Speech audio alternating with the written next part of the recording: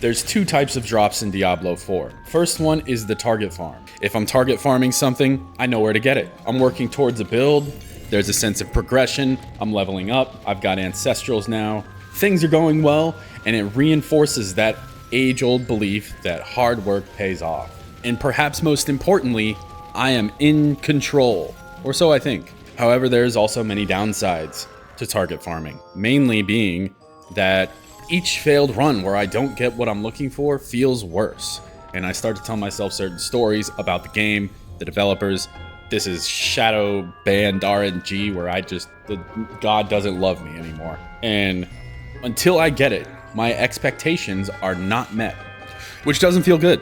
The second type of drop in Diablo 4 is the random god drop. It's very rare and it happens when we're least expecting it, usually when we're target farming, ironically enough. For example, I got this triple GA ring in solo self-found mode yesterday. Willpower, crit strike damage, and vulnerable damage. It doesn't get much better than that. Neuroscientists might call this positive reward prediction error. And this happens because each time we get a mediocre drop in the game, we start to tell ourselves a story about the game. This game is starting to suck, nothing is happening, where is my dopamine? And when we get the random god drop, that delusion is smashed, and thousands of failures get erased into one moment. The item isn't exciting by itself. It's exciting because your brain subconsciously remembers the thousands of times that it didn't happen. It feels almost destined. And depending on which way you look at the world, maybe it is. When I'm target farming something, I always feel, eventually I'll get it.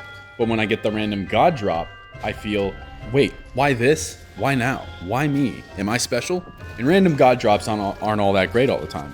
A lot of the times there's a near miss and you get something that's almost good for your build, which doesn't make it not a random god drop. Your brain's just telling you that it's not because it's not quite what you're looking for. It really feels like garbage, but it only feels like garbage because of the path that I'm currently on.